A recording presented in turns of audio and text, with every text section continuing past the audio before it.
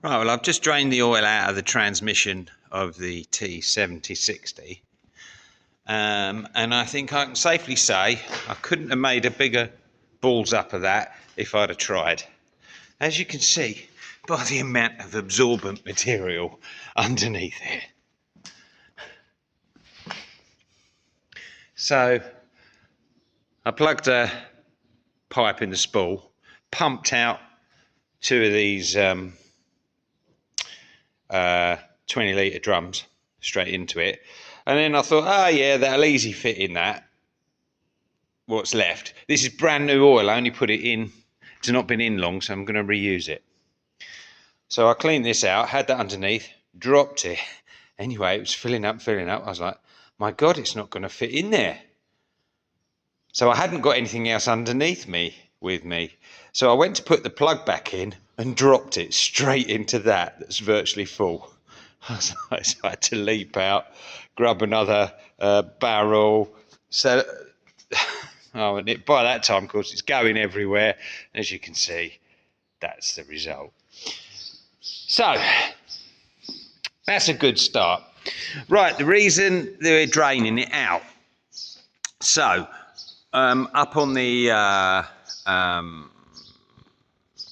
dashboard, when I was trying to engage the rear PTO to do some flower mowing, I had a fault code 5002, and it wouldn't go into gear. It wouldn't run, sorry. Looked up that fault code, printed it out. I've got the print out here somewhere. I don't know what I've done with it.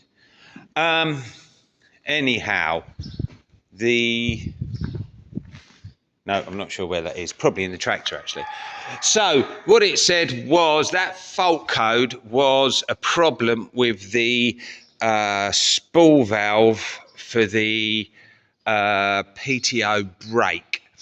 And that is on a little unit tucked right in there behind the rock shaft, but on top of the rear axle. So it said check the wiring. So check the wiring, cleaned that up, cleaned them pins up, cleaned some more pins up which tuck up under here into the main fuses. Once I found where it was, cleaned them up, put them in, still did the same.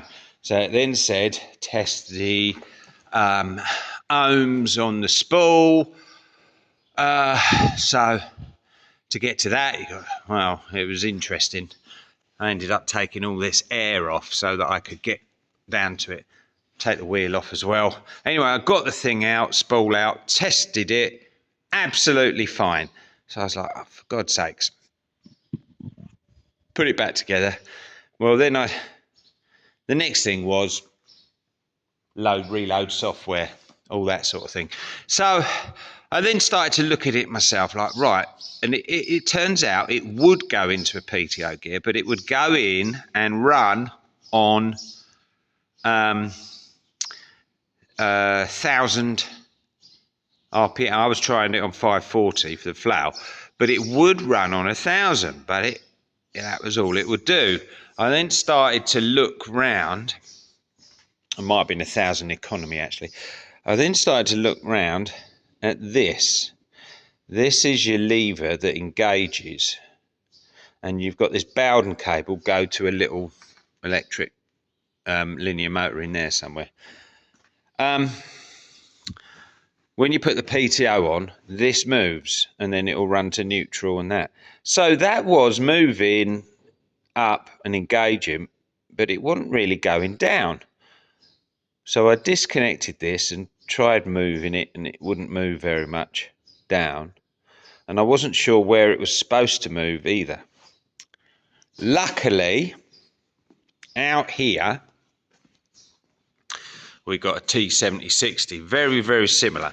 So I went and looked what that did. Well, it had a really big movement on that Bowden cable. So I then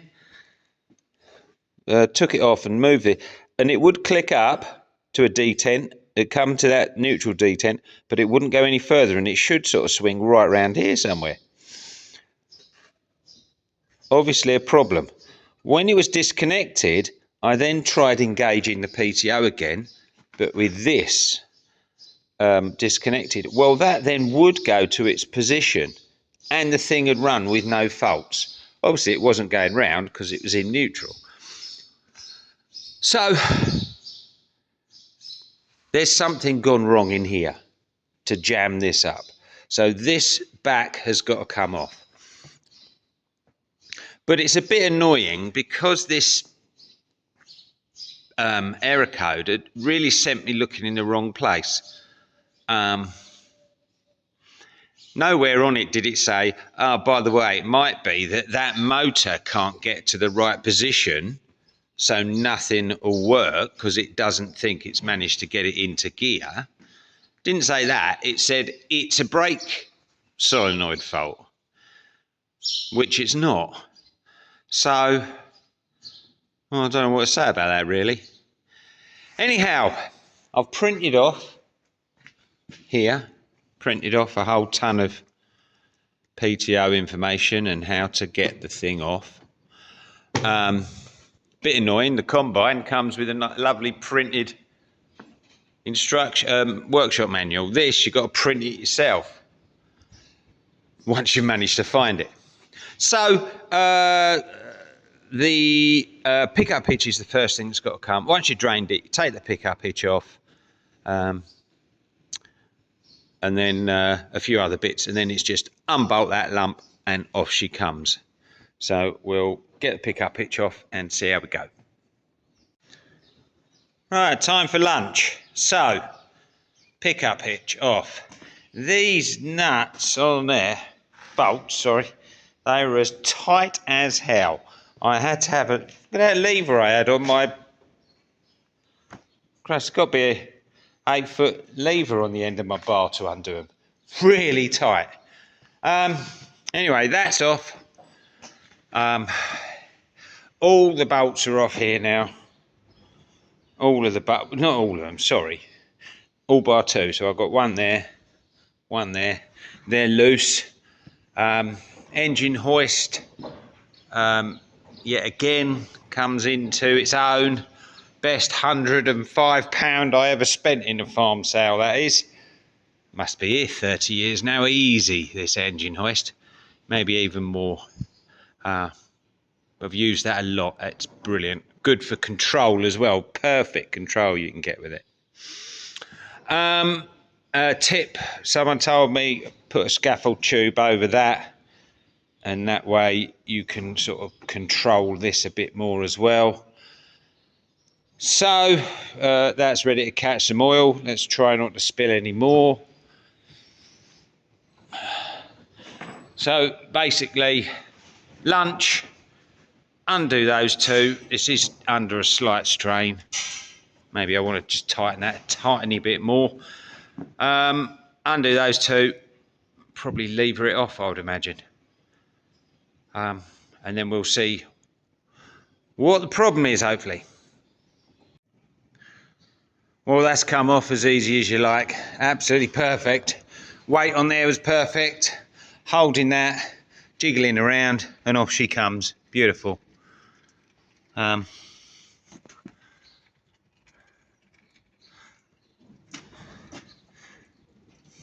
wonder what the problem is. Okay, we'll bring it back, set it down on that cardboard there. Right, after a lot of swearing, I've managed to get it up off. It really wasn't very easy. I've literally only just got it off, but what it would appear is this bearing really needed to come out, and I couldn't get it out because it's, you know, it's on that shaft and there just didn't seem room. Well, I've sort of tipped it up, jiggled it about, and the whole thing sort of fell apart in the end, which wasn't ideal, but nonetheless, I think we're pretty happy where things go. And because I can get that bearing out and another bit of a bearing out there that you push in from the outside. I think that's the thing. You push these bits in from the outside when it's assembled. Great, but it's pretty hard to get them apart. Anyhow, it's apart. I haven't looked at these forks yet. It's obviously the forks. Everything else is moving nicely, so it must be where they, I don't know whether one of the detent balls is screwed up or what, but something isn't moving very easily. So I'll investigate that. And then we can put it back together. Obviously, there's nothing major wrong with this, at least not until I put it back together. No, there's nothing obviously wrong with it, as in broken teeth or anything like that. So I would, I haven't looked at that bit there yet. This selector, I'll look into that. But there's nothing obviously wrong at the moment. So I'll carry on and just see. I suspect it must just be a detent or something like that. But I'm going for a drink. I'm sweating like a pig. All right, so I've had a bit more of a look at this now. And believe it or not, the only thing I could find a little bit suspect was the roll pin in this selector fork here had come out a fair way, so that it wasn't in one side. Whether that was just causing it to play up a bit or not, I don't know. Or this to twist slightly so that the detent ball's catching on something. I don't know. But that is literally the only thing I can find. This moves. I haven't actually took this one right out because you'd have to take this all to bits. This moves fine in there. Click, you can move that relatively easily. I don't think that seems to be any problem at all. So everything is free, nothing has scored or been getting hot or anything like that. So literally the only thing that looked suspect at all is that roll pin. And if that's all it is, well, I suppose that'll be good, but it's a little bit annoying. Anyway, we'll put it all back together, I guess. The other annoying thing is where in the workshop manual it's telling you how to take it to bits. I suppose it is just telling you how to take everything to bits. But if anyone ever does one of these to get inside to there, you don't have to take any of that apart. So that's all been took to bits for no reason whatsoever. Little bit annoying, but there we are. I think it will go back easier now I've took them the bearing out of here, that bearing there, and the outer bearing bit from here. I think that will give me the room to drop it, tip it, slide in the bits I need to slide in. And I think that's the problem taking it out, was I just couldn't get them out. I think they'll go back in easy. Well, they will go back in easy. But to pull them out the way you put them in is not very easy. But anyway, I might do that tomorrow now. So what? But I think it's all right. I think it is just that roll pin. I guess once it's all back together, we can put a Stilson's on this and just move it and make sure it all moves about, which it certainly was not doing. And if it does, great, I guess. And whack it back on. Okay, so it went back together relatively okay. In fact, it went back together twice nearly, because I hadn't put all the clutch pack back together or tighten that nut up at all. But I forgot I had taken out a detent ball and a spring for that, and I'd put it all in, and then I spotted it. I was like, ah! So had to take it apart again. It is a bit of a game to take it apart and put it back together, but with a bit of woggling and jiggling, you can do it. So, anyway, these are your selector. So they've sort of got these cuts in it, and I'll put this on. So I think that's in one of the neutral positions at the minute. So there, it's a bit clunky, but you can see it all moves quite happily, whereas it didn't before. Put that on there and I'll move it back.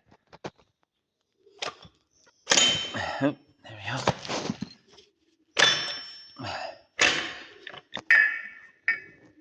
There's it. That's in a gear. I'll put it into neutral. Do I want it in a gear or in neutral? Not sure.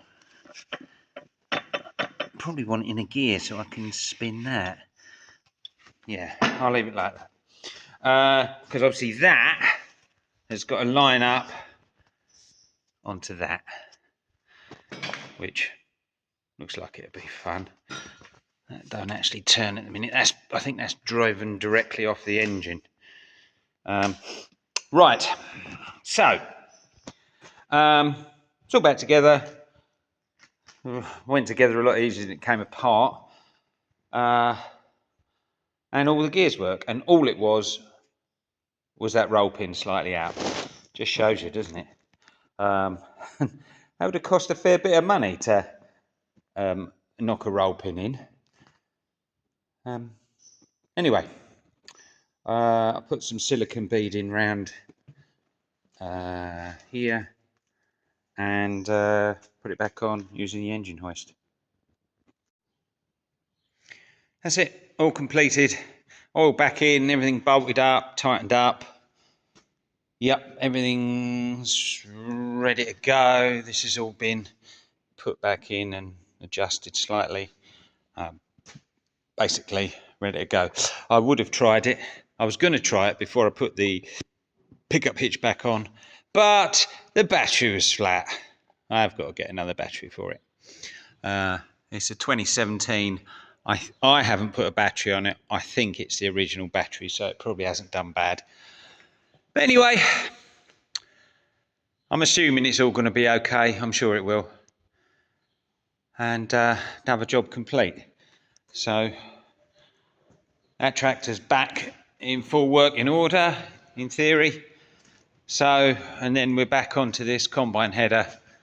Finish that up, ready, because harvest's going to be in a month. And what's more, it's sunny.